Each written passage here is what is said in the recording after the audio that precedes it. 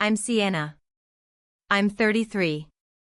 And last Tuesday, I was lying right here, scrolling, when my cousin's story stopped me cold. It was a photo of an invitation. Cream-colored card, gold lettering, a border of fairy lights. It announced a birthday celebration at a rented estate. September 14th. My birthday. Our birthday. Except the invitation said one name, Lauren Elizabeth Bishop. My younger sister. My family rented a $12,000 venue for her 30th on the exact day we've shared for 3 decades. And no one told me. Not my mother. Not my father. Not Lauren. When I called my mom, she said 5 words I'll never forget, * we can only afford one party. * she could afford 12,000. Just not a single line with my name on it. So I threw my own birthday party. And my guest list included one person who made my sister call me screaming at 2 a.m. But before I take you back to that night, please take a moment to like and subscribe. Drop your location in the comments. I love knowing where you're listening from. Now let me take you back to the moment I realized 33 years of waiting for fairness was 33 years too many. September 14th has always belonged to both of us. I was born in 93, Lauren in 96. Same date, 3 years apart. You'd think sharing a birthday would mean splitting the spotlight. You'd be wrong. Every year, the party was ours. But every year, the theme was Lauren's. The guest list was Lauren's. The attention was Lauren's. I was just the older sister standing near the cake. When I turned 10, I begged for a space-themed party. I'd been obsessed with the solar system all summer. Glow-in-the-dark stars taped across my ceiling. Lauren, who was 7, wanted a princess party. My mother didn't even hesitate. * Lauren's younger, Sienna. You can do space next year. *. Next year never came. I spent my 10th birthday in a too small Cinderella dress, watching Lauren twirl in a tiara. I'm Sienna. I'm 33. And last Tuesday, I was lying right here, scrolling, when my cousin's story stopped me cold. It was a photo of an invitation. Cream-colored card, gold lettering, a border of fairy lights. It announced a birthday celebration at a rented estate. September 14th. My birthday. Our birthday. Except the invitation said one name, Lauren Elizabeth Bishop. My younger sister. My family rented a $12,000 venue for her 30th on the exact day we've shared for 3 decades. And no one told me. Not my mother. Not my father. Not Lauren. When I called my mom, she said 5 words I'll never forget, * we can only afford one party. * she could afford 12,000. Just not a single line with my name on it. So I threw my own birthday party. And my guest list included one person who made my sister call me screaming at 2 a.m. But before I take you back to that night, please take a moment to like and subscribe. Drop your location in the comments. I love knowing where you're listening from. Now let me take you back to the moment I realized 33 years of waiting for fairness was 33 years too many. September 14th has always belonged to both of us. I was born in 93, Lauren in 96. Same date, 3 years apart. You'd think sharing a birthday would mean splitting the spotlight. You'd be wrong. Every year, the party was ours. But every year, the theme was Lauren's. The guest list was Lauren's. The attention was Lauren's. I was just the older sister standing near the cake. When I turned 10, I begged for a space-themed party. I'd been obsessed with the solar system all summer. Glow-in-the-dark stars taped across my ceiling. Lauren, who was 7, wanted a princess party. My mother didn't even hesitate. * Lauren's younger, Sienna. You can do space next year. *. Next year never came. I spent my 10th birthday in a too small Cinderella dress, watching Lauren twirl in a tiara. Asterisk, can you lend your sister $300? She's between paychecks. Asterisk. I don't resent Lauren for being loved. I resent that love in my family comes in a fixed quantity. And Lauren gets the whole supply. My mother doesn't hate me. Hating someone requires you to think about them. My mother simply doesn't think about me at all. I exist in the margins of her life. A footnote in a book that's entirely about Lauren. Being ignored doesn't leave a bruise. It leaves a silence where a voice should be. It's a Wednesday night. Nothing's supposed to happen. I'm in pajama pants, half watching a baking show, scrolling on autopilot. My cousin's story pops up. I tap it. It's the invitation. Ivory cardstock. Gold foil. Calligraphy so precise it looks machine cut. Asterisk, you're invited to celebrate Lauren Elizabeth Bishop's 30th birthday. The Ashford Estate. September 14th, cocktail attire. RSVP to Diane Bishop. Asterisk. My mother is hosting. September 14th, my birthday too, for 33 years running. And the invitation has one name on it. I zoom in. Read it again. Then again.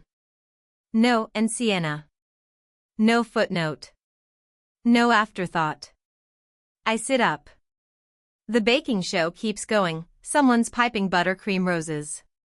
I stare at the invitation for 10 minutes without blinking. My chest doesn't ache. My eyes don't sting.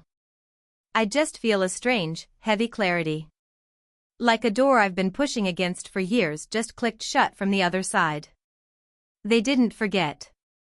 Forgetting is accidental. This was a decision. Someone designed that invitation, chose the font, typed Lauren's full name, and never once thought to add mine. My mother proofread it. She approved it. She mailed it. My cousin texts me 20 minutes later, *K, did you get your invite yet? I just realized. Asterisk. I type back, no. I didn't. Asterisk. 3 dots appear. Then, oh my god, Sienna. Asterisk. I set my phone face down on the cushion. And then I call my mother. She picks up on the second ring. Voice bright, distracted. Oh, hi, honey. I was just finishing the seating chart for *. She stops. Mom. I saw the invitation. Silence. 1 second. 2. 3. I can hear her breathing shift. For September 14th, I say. My birthday. It's Lauren's 30th, Sienna. Her voice is careful now. The way it gets when she's choosing which version of the truth to hand me. It's also my 33rd. Same day. Same day it's always been. We can only afford one party, Sienna. You understand? You spent $12,000 on a venue. That's Lauren's 30th. Different how? Was my 30th special? Because I spent it at your house eating leftover lasagna while Lauren opened presents. She exhales that sharp, annoyed breath she does when she feels cornered. Lauren has been through a lot this year with her promotion and everything. I'm not going to apologize for celebrating my daughter. Your daughter? I repeat. You have two. I know that, Sienna. I'm not in the mood for your dramatics. When am I dramatic, Mom? Name one time I've made a scene. 1. Nothing.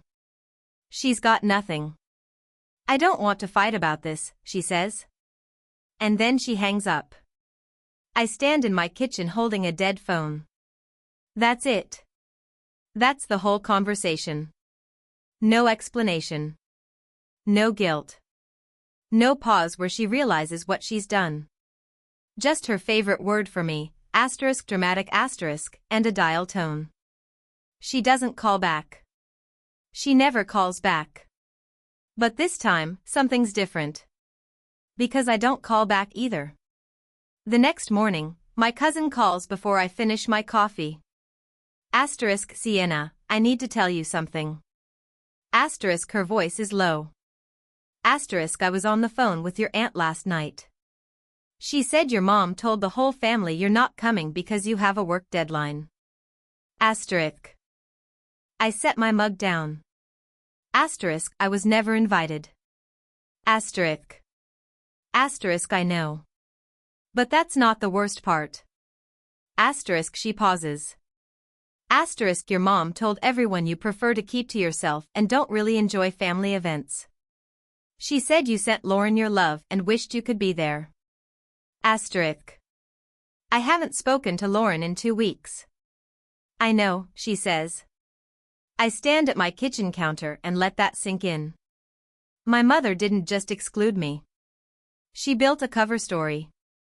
She manufactured a version of me, cooperative, busy, understanding Sienna, who cheerfully opted out and sent her blessings from a distance. A version that asks no questions and causes no discomfort. If I stay quiet, that version becomes real. Every aunt, uncle, and cousin at that party will walk away thinking Sienna chose not to come. Sienna's always been the independent one. Sienna doesn't need this stuff. And year after year, the fiction cements. I'm not the daughter who was left out. I'm the daughter who left. Asterisk, what are you going to do? Asterisk, she asks. I look at the calendar on my wall. September 14th, circled in red with a little heart I drew in January. I've drawn that heart every year since college. Asterisk, I'm going to stop letting someone else tell my story. Asterisk. I try Lauren first. A text, asterisk, hey, can we talk about the birthday? Asterisk. She reads it at noon. No reply. At 6 p.m., I'm pacing my apartment, telling myself I'm not checking my phone every 4 minutes, when I absolutely am.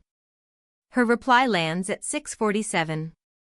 Asterisk mom said you were busy with work. It's fine, Sienna.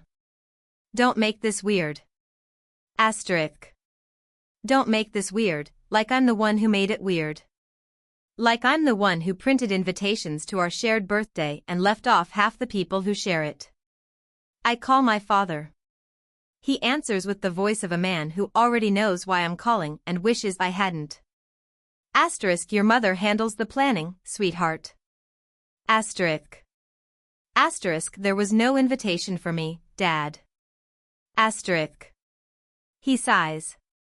Long, slow, practiced. Asterisk I'll talk to her. Asterisk. He won't.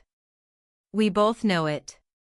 He's been talking to her for 33 years, and the only thing that's changed is how fast he agrees to whatever she wants. Asterisk just don't do anything you'll regret. Okay? Asterisk. Asterisk I've spent 33 years regretting not doing anything. Asterisk. He doesn't have a response for that. At 11 p.m., lying in bed, my phone buzzes. Lauren, asterisk also, Mom said to tell you she'll save you a slice of cake. Asterisk. A slice of cake. From a $12,000 party. On my birthday. That I wasn't invited to. My sister offered me a slice of my own birthday. I decide to bake the whole thing myself. Saturday morning, I sit at my kitchen table with a notebook and a pen. And I do something I've never done before in 33 years of living, I plan my own birthday. I call a little farm-to-table place downtown. Book the back room. Table for 15. 2 weeks after Lauren's party. Then I open my notebook and write guest names, my best friend since college. My other closest friend. Co-workers. My cousin. The family members who've always treated me like I matter. 11 names. 4 empty spots. I stare at the blank lines. Here's the thing about planning your own birthday at 33, you realize how much you've outsourced the question of what you actually want. I don't know what theme I'd pick. I don't know what kind of cake I like best when no one else is choosing for me. I've spent so many years adjusting to whatever Lauren wanted that I lost the shape of my own preferences. At 1 a.m., I'm still awake. I open my laptop and search, how to plan your own birthday party. The first result is a blog post titled, you deserve to celebrate yourself. I read every word. September 14th. My birthday. I order Thai food, pour a glass of wine, and put on a movie I've been meaning to watch for 6 months. The plan is simple: don't check social media. Don't think about the estate. Don't think about 60 people toasting a birthday that's also mine. The plan lasts 40 minutes. My thumb opens the app before my brain can stop it. And there it is. Every story, every post. A highlight reel of Lauren's night. The venue glows with fairy lights. There's a cocktail bar with a neon sign, Lauren's Flirty 30. A photo booth with gold props. A 3-tier cake in blush and ivory with Happy 30th Lauren scrolled across the middle tier. My mother stands beside Lauren in a candid shot, arm around her waist, face beaming. The caption, my beautiful baby girl. So proud of you always. I scroll through 47 tagged posts. Not one of them mentions my name. Not one says happy birthday, Sienna in the margins or wish you were here. I don't exist in any frame of that party. I've been edited out. Not cropped. Just never included. My cousin texts at 10 p.m. Your mom told everyone at the party that you sent your love but couldn't make it. Work deadline. I stare at the message. My mother invented a Sienna who sent warm wishes from her desk and chose of her own free will not to come. A Sienna who's fine with this. A Sienna who never picks up the phone and says, why wasn't my name on the invitation? She didn't just erase me from the party. She built a ghost version of me who smiled and waved from far away, so nobody would ask questions. 2 days later, my mother calls. She sounds like she's floating on leftover champagne. The party was wonderful, honey. Lauren was so happy. I wish you could have been there. You told people I sent my wishes, Mom. Well, I assumed you would have. You assumed wrong. Silence. The floating stops. I can hear her recalibrating, cycling through options, deflect, minimize, redirect. She picks all 3.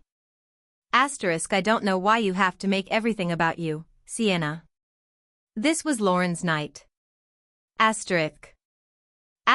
September 14th has been my night too for 33 years. Silence. The floating stops. I can hear her recalibrating, cycling through options, deflect, minimize, redirect. She picks all 3. I don't know why you have to make everything about you, Sienna. This was Lauren's night. September 14th has been my night too for 33 years. You're being dramatic. Your father and I love you equally. There it is. The word dramatic. The one she reaches for whenever I have the nerve to say something out loud instead of swallowing it. Then name one birthday party that was mine. Mom. Just mine. Nothing. She's quiet so long I think the call dropped. But I can still hear her breathing, short, agitated little breaths, the kind that come right before she either cries or hangs up. "I can't talk to you when you're like this," she says. The line goes dead. I set my phone on the counter. I don't throw it. I don't scream. I just stand there and listen to the silence in my kitchen. And realize something that should hurt more than it does. My mother just hung up on me for asking why I wasn't invited to my own birthday. And she's the one who feels wronged. That's the trick. That's always been the trick. She turns any question into an attack. And suddenly, I'm not the person who was excluded. I'm the person who ruined the mood. I don't call back. And this time, I mean it. 2 days after the party, a message appears in my inbox. The profile picture is a woman with a short bob and a tired half-smile. The name reads, Carly. *Hi, Sienna. You don't know me well, but I was Lauren's best friend for 8 years. I say was because your sister cut me off 6 months ago. I saw what happened with the birthday. I know what it feels like to be erased by Lauren Bishop. If you ever want to talk, I'm here. Asterisk. I read it 3 times. Carly. The name lands slowly, pulling up memories I didn't know I'd stored.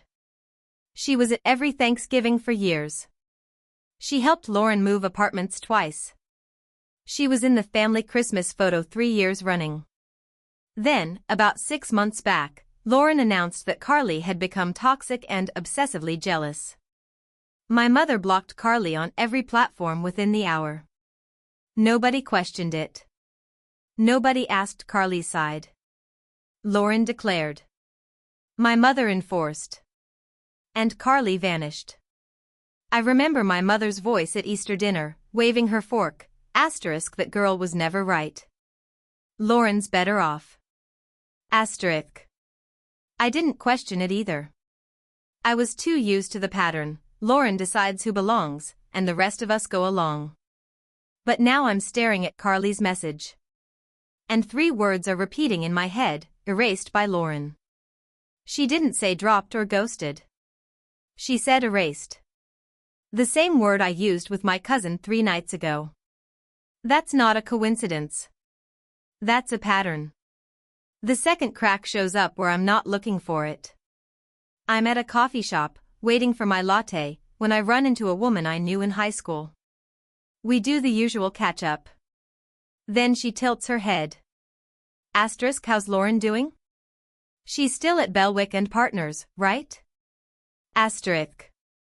Asterisk, she just got promoted, actually. Senior Account Director. Asterisk. Her face does something subtle, a flicker of confusion, quickly smoothed. Asterisk, huh. That's great. My friend works in their office.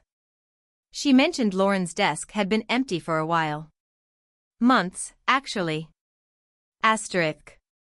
I blink. Asterisk, empty? Asterisk. Asterisk, she said Lauren was let go? But I could totally be wrong. Maybe she transferred or went remote. Asterisk, she shrugs. Asterisk, you know how office gossip is. Asterisk. I nod like it doesn't matter. We talk for another 5 minutes about nothing. I drive home with both hands tight on the steering wheel. Lauren told us she was promoted. She told my mother in a phone call that lasted 45 minutes. I know because my mother called me afterward, breathless, to relay every detail. Asterisk, Senior Account Director, Sienna. Can you believe it? Your sister is doing so well. Asterisk. My mother sent flowers to Lauren's apartment. She offered to take Lauren shopping for professional wardrobe pieces. And now this, her desk had been empty for months. My mother threw a $12,000 party for a promotion that might not exist. I don't say anything to anyone. I don't call Lauren. I don't confront my mother. I just sit with it. This strange, heavy feeling that the portrait my family worships might be painted over something rotten. I message Carly. We meet for coffee at a place outside of town, far enough that no one will recognize us and report back to my mother's intelligence network. Carly looks thinner than I remember. She orders black coffee and wraps both hands around the mug like she's holding onto something. I know about Belwick, I say. She looks up. Asterisk, who told you? Asterisk. Asterisk, a friend of a friend. Empty desk. Months. Asterisk. Carly exhales like she's been holding her breath since the last time someone believed her. Asterisk, she was let go 4 months ago. Client performance metrics. Lauren had been inflating the numbers, padding reports so the campaigns looked more successful than they were. They fired her quietly. No press. No lawsuit. Just gone. Asterisk. Asterisk, she told our family she got promoted. Asterisk. Asterisk, I know. Asterisk, Carly's voice is steady but thin. Asterisk, I worked with someone from Belwick. When I found out, I called Lauren. Not to judge her, I swear, Sienna, I called because I was worried. I said, let me help you figure this out. Asterisk. Asterisk, and she cut you off within the hour.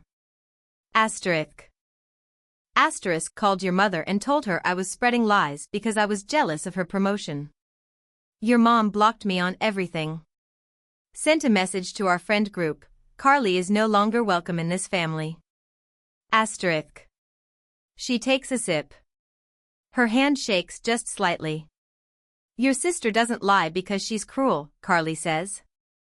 Asterisk, she lies because she's terrified that without the title, without the success, your mother won't look at her the same way.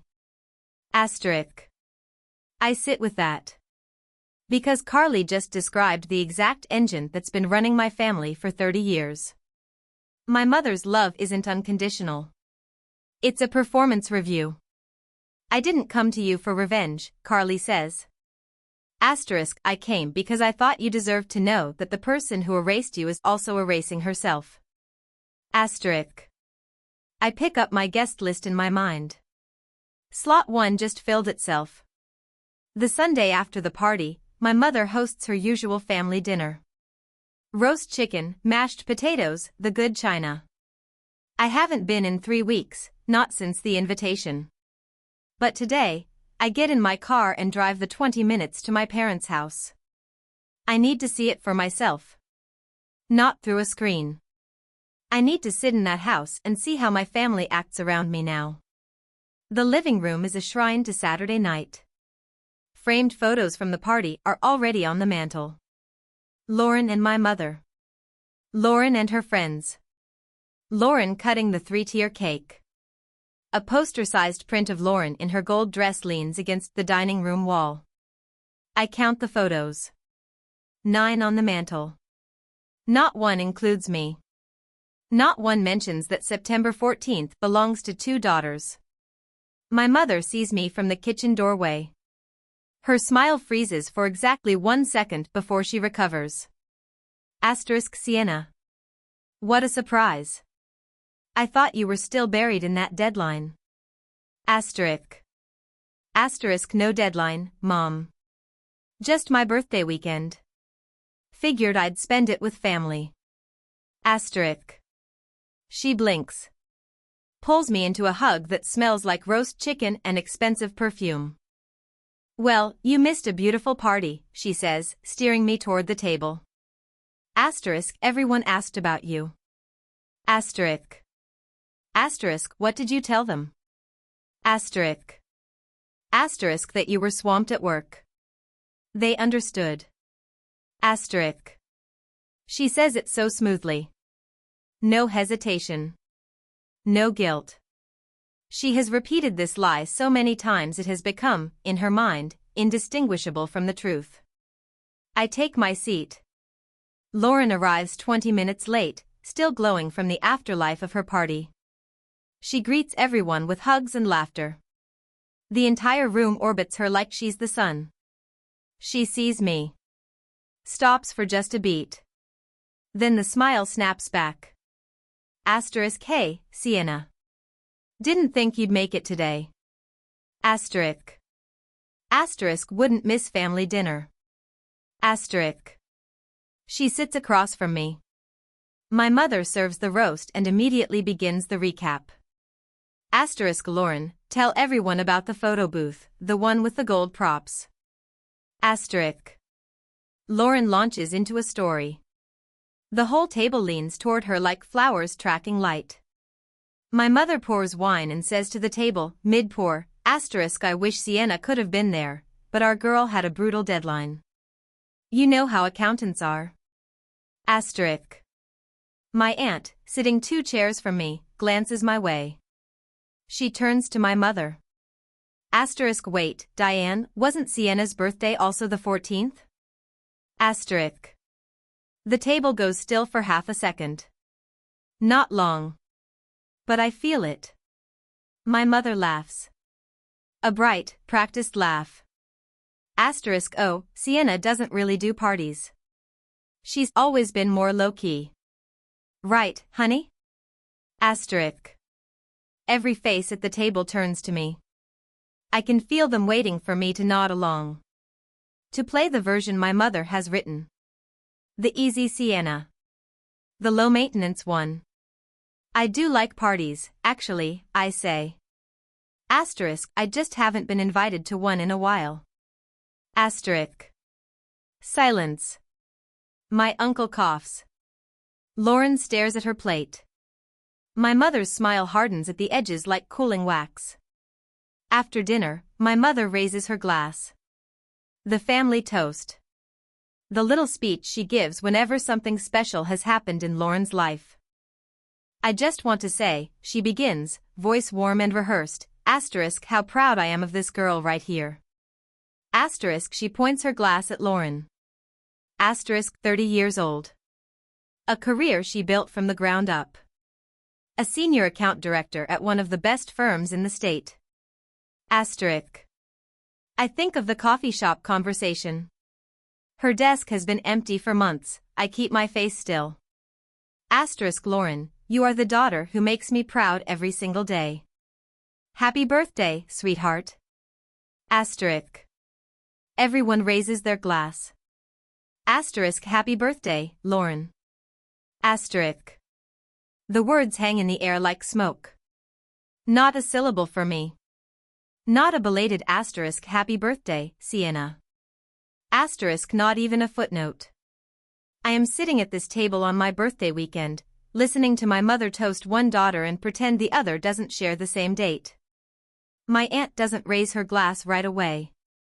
She waits. Then she leans toward me, voice low enough that only I can hear. Asterisk happy birthday, Sienna. Asterisk. I look at her. She's watching me with steady eyes. The kind of look that says I see what's happening, and I'm sorry. Asterisk thank you. Asterisk. Asterisk you shouldn't have to be used to this. Asterisk. Asterisk no. I shouldn't. Asterisk. She pats my hand under the table. It's a small thing, 2 seconds of human warmth from the only person in this room who said my name in the right context. But it cracks something open in my chest that I've been keeping sealed for 33 years. I don't cry. I just memorize the feeling. Because I'm going to need it for what comes next. Lauren catches me on the way to the bathroom. She leans against the wall, arms crossed. Asterisk what was that at the table?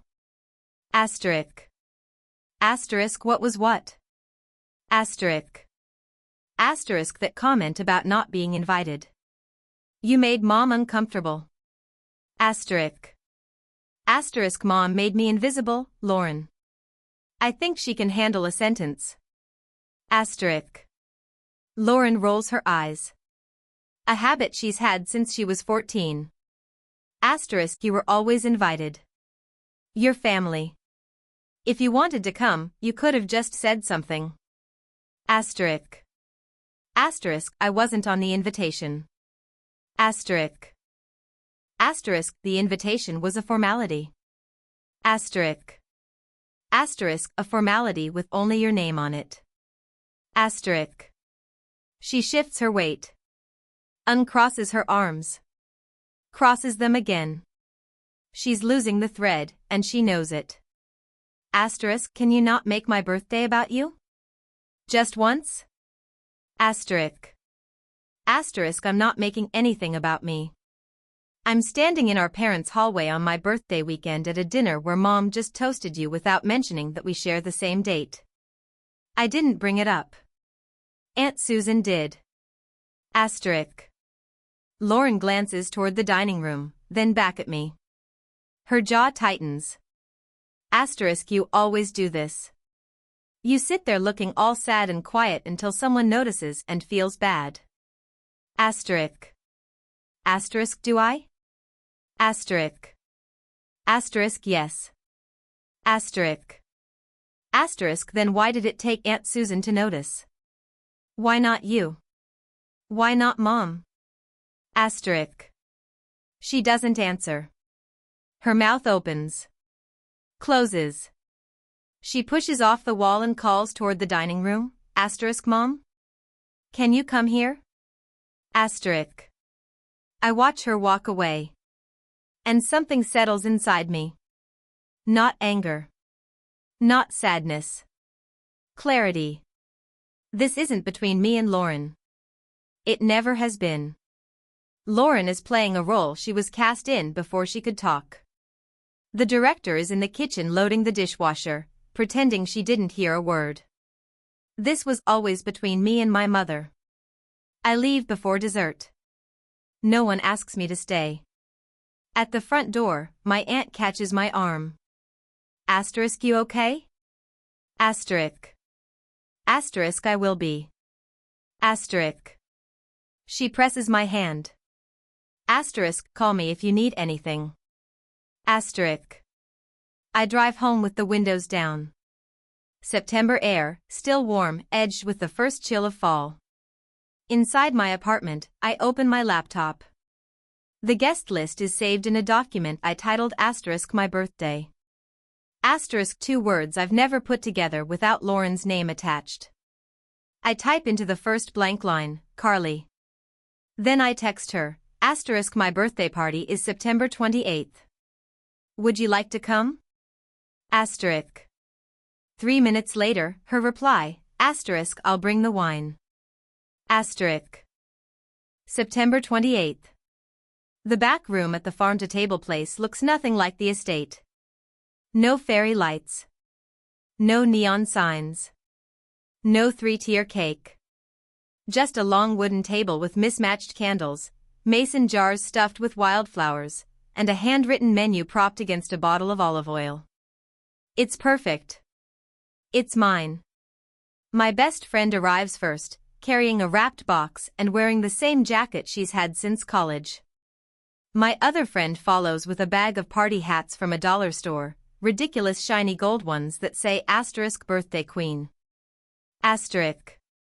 My cousin walks in carrying a cake box balanced on both palms like it's radioactive.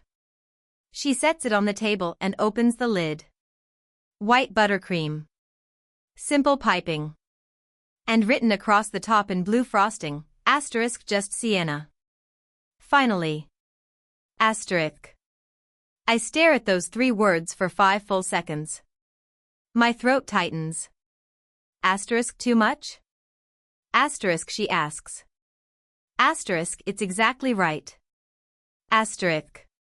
The room fills with noise. Chairs scraping. Coats piling on hooks. Someone ordering the first bottle of red. 15 people. No photo booth. No DJ. No cocktail bar with someone's name in neon. Then the door opens one more time.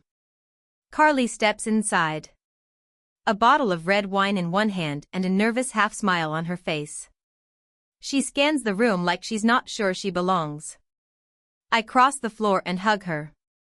She stiffens for a second, then softens. Asterisk, happy birthday, Sienna. Asterisk. Asterisk, thank you for coming. Asterisk. Asterisk, thank you for inviting me. Asterisk. For the first time in 33 years, every person at my birthday party is here because they chose to be. No one was guilt. No one was obligated. No one is performing. Every candle on that cake is mine. Dinner is served family style. The wine flows. The room gets louder. And then my best friend stands up, tapping her glass with a fork. Asterisk, I have something to say. Asterisk. The table quiets. She's 5'2" with a voice that could fill a stadium. Asterisk, when I was 20, my car broke down on the interstate in the middle of a snowstorm. 11 at night. Below freezing. I called Sienna. She didn't ask questions. She drove 3 hours in the dark to pick me up. 3 hours in a blizzard. Because I called. Asterisk. She turns to me. Asterisk, that's the kind of person you are. And the fact that it took 33 years for someone to throw you a party that's actually yours is a crime. Asterisk. The table erupts. Glasses rise. Then a coworker speaks from her seat, the way people do when emotion sneaks up on them. Asterisk, Sienna remembered that my daughter had strep throat last March. She showed up at my house with homemade soup and a coloring book. No one at work noticed my kid was sick. Sienna noticed. Asterisk. Another, asterisk, she covered my audit last year when my dad was in the hospital. Didn't tell anyone. Didn't want credit. I found out 3 weeks later. Asterisk. Story after story. Small ones. Quiet ones. The kind that never make it into a mother's toast because they don't come with a title or a salary bump. They're just evidence of a person who shows up, reliably, quietly, without fanfare. I sit at the head of the table and let it wash over me. My eyes sting, but I keep them dry. This is the version of me that my family never saw. These people drew a portrait of Sienna that my mother never bothered to look at. Then Carly stands up. And the room goes still. She holds her glass with both hands. She doesn't look nervous anymore. She looks like someone who's been waiting 6 months to say something true out loud. I haven't known Sienna long, she begins. Her voice is steady. Measured. Asterisk, but I know what it's like to be cut out by someone you trusted. I know what it feels like to be told you're the problem when all you did was tell the truth. Asterisk. The room is silent. Not uncomfortable silent. Listening silent. Asterisk, I spent 8 years being loyal to someone who dropped me the moment I became inconvenient. The moment I saw something I wasn't supposed to see. And when I tried to help, tried to say, hey, this isn't right, I was erased. Blocked. Rewritten as the villain. Asterisk. She pauses. Takes a breath. Asterisk, Sienna is different. She doesn't need to inflate a title to feel important. She doesn't need to fabricate a story to be interesting. She doesn't need to silence a friend to protect an image. Asterisk. I feel the air shift. Someone's phone is out, pointed at Carly, not performatively, but instinctively. The way you record something you know matters. So here's to Sienna, Carly raises her glass. Asterisk, a woman who doesn't need a $12,000 venue to prove she's worth celebrating. A woman who has never pretended to be something she's not to deserve a seat at the table. Asterisk. She locks eyes with me. Asterisk, happy birthday, Sienna. Asterisk. 15 glasses rise. The clink ripples down the table like a small wave. Carly didn't say Lauren's name. She didn't expose a single secret. She just told the truth about who I am, and by contrast, sketched the outline of who Lauren isn't. That toast was a mirror. Not a bomb. But mirrors can be devastating when someone's been hiding from their own reflection. The party ends at 10 p.m. I drive home with the leftover cake on my passenger seat. My phone buzzes at 11:30.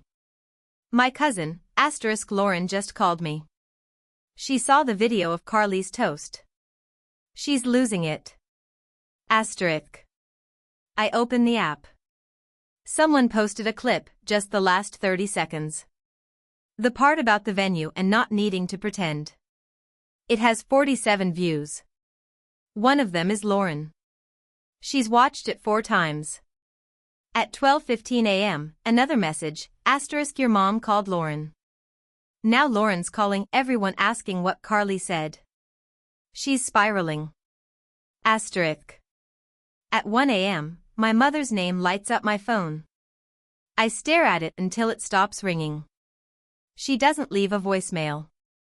At 1:30 a.m., Lauren starts texting me directly. Rapid fire. No punctuation. * why is Carly at your party?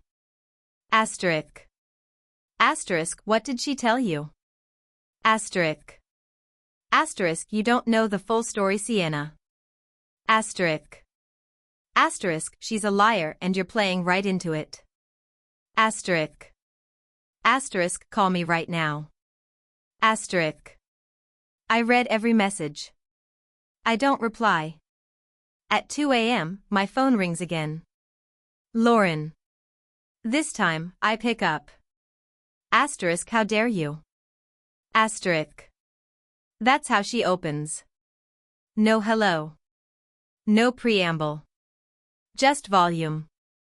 How dare you invite that woman to your party? Do you have any idea what she's been saying about me? I sit up in bed. Keep my voice level. She didn't say your name, Lauren. Everyone knows it's about me. Inflate a title? Fabricate a story? She's trying to destroy me.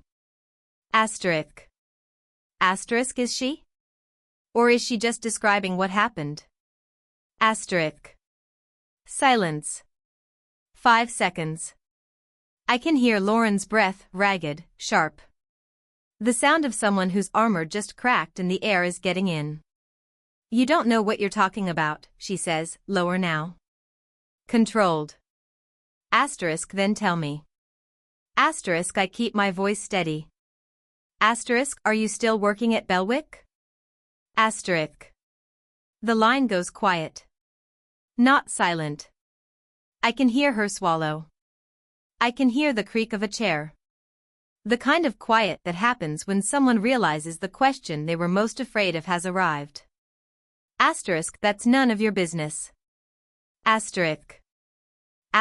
You're right. It's not. Just like my birthday wasn't any of yours.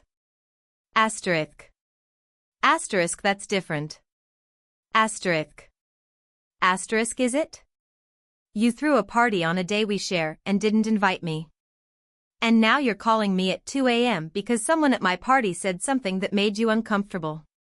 So let me ask you, Lauren, who's making whose birthday about themselves? Nothing. Just breathing. Then her voice cracks. Not with anger. With something raw. Sienna, please don't. Don't what? At 1:30 a.m., Lauren starts texting me directly. Rapid fire. No punctuation. Why is Carly at your party? What did she tell you? You don't know the full story, Sienna. She's a liar and you're playing right into it. Call me right now. I read every message. I don't reply. At 2 a.m., my phone rings again. Lauren. This time, I pick up. How dare you? That's how she opens. No hello. No preamble. Just volume. How dare you invite that woman to your party? Do you have any idea what she's been saying about me? I sit up in bed. Keep my voice level. She didn't say your name, Lauren. Everyone knows it's about me. Inflate a title? Fabricate a story? she's trying to destroy me. Asterisk. Asterisk, is she? Or is she just describing what happened? Asterisk. Silence. 5 seconds. I can hear Lauren's breath, ragged, sharp. The sound of someone whose armor just cracked and the air is getting in. You don't know what you're talking about, she says, lower now. Controlled. Asterisk, then tell me. Asterisk, I keep my voice steady. Asterisk, are you still working at Belwick? Asterisk. The line goes quiet. Not silent. I can hear her swallow. I can hear the creak of a chair. The kind of quiet that happens when someone realizes the question they were most afraid of has arrived. Asterisk, that's none of your business. Asterisk. Asterisk, you're right. It's not. Just like my birthday wasn't any of yours. Asterisk. Asterisk, that's different. Asterisk. Asterisk, is it? You threw a party on a day we share and didn't invite me. And now you're calling me at 2 a.m. because someone at my party said something that made you uncomfortable. So let me ask you, Lauren, who's making whose birthday about themselves? Asterisk. Nothing. Just breathing. Then her voice cracks. Not with anger. With something raw. Asterisk, Sienna, please don't. Asterisk. Asterisk, don't what? Asterisk. I read it twice. Then I put my phone in a drawer and go make breakfast. My father shows up at my apartment that afternoon without calling first. He stands on the doorstep in his weekend jacket, hands in his pockets, looking at the welcome mat like it owes him an explanation. I let him in. Pour 2 cups of coffee. We sit at the kitchen table. He doesn't start right away. He holds the mug with both hands and stares at the steam. Then, asterisk, I know we haven't been fair to you, sweetheart. Asterisk. Asterisk, okay. Asterisk. Asterisk, I should have said something. At the party. On the phone. Ever. Asterisk. Asterisk, why didn't you? Asterisk. He runs his thumb along the rim of the cup. Asterisk, because I was afraid of your mother. Asterisk, he stops. Starts over. Asterisk, because it was easier not to. Asterisk. Asterisk, easier for who? Asterisk. Asterisk, for me. Asterisk. He looks up. His eyes are red at the edges. Asterisk, I'm sorry, Sienna. Asterisk. I let the apology sit. I don't rush to accept it. I don't brush it off. I let it take up space at the table the way it should have years ago. Asterisk, I don't need you to fight Mom, Dad. I just needed you to see me. Asterisk. He nods slowly. His gaze drifts to the refrigerator door, a photo strip from a drugstore booth. Me at 10 years old, grinning at the camera in a too small Cinderella dress. I see you now, he says quietly. Asterisk, I should have seen you a long time ago. Asterisk. Asterisk, yeah. You should have. Asterisk. We sit with the silence. It's not comfortable. But it's honest. And honest is an improvement over everything that came before. He finishes his coffee. At the door, he turns back. Asterisk, for what it's worth, that cake. Just Sienna. That made me think. Asterisk. Asterisk, about what? Asterisk. Asterisk, about how many years I let it be just Lauren. Asterisk. He walks to his car. I close the door. I don't feel healed. But I feel heard. And right now, that's enough. That night, I sit at my laptop and type the hardest message I've ever written. Not because the words are complicated. Because they're simple. And simple truths are the ones my family has spent 33 years avoiding. I open our family group chat, my mother, my father, Lauren, and me. And I type. Asterisk, I love this family. But I'm done pretending that being overlooked is the same as being loved. I'm not asking for apologies. I'm telling you what I need going forward. I need to be treated like I exist. Not as Lauren's older sister. Not as the one who's low-key or busy with work. As Sienna. If that's too much, then we need space. This isn't a punishment. This is me choosing myself for the first time. Asterisk. I read it 4 times. Delete nothing. Hit send. The message sits in the chat, read by all 3, for 2 hours without a reply. At 9 p.m., my cousin texts me privately, asterisk, I'm proud of you. Asterisk. At 11 p.m., Lauren replies in the group chat, asterisk, this is so unfair. You're making me the villain when I haven't done anything wrong. Asterisk. I read her message. I don't reply. There's nothing to say to someone who looks at 33 years of imbalance and sees herself as the injured party.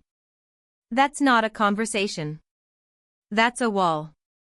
My mother never responds in the group chat. Not that night. Not the next day. But my father sends me a private message at midnight. 4 words. No punctuation. No emoji. Asterisk, I hear you, Sienna. Asterisk. It's not enough. But it's a start. The cracks spread quietly, the way they always do in families. Not an explosion. A slow leak. That week, my aunt calls my mother. Asterisk, why did Sienna say she wasn't invited to the party? You told me she had a work deadline. Asterisk. I hear about this through the family grapevine, the same network that carried my mother's cover story, now carrying the correction. By Wednesday, 3 branches of the family are quietly discussing whether my mother really forgot to invite her older daughter to her own birthday. Another crack hits at a weekend gathering. My cousin asks Lauren the question no one has dared to ask out loud. Asterisk, so, how's the new promotion treating you?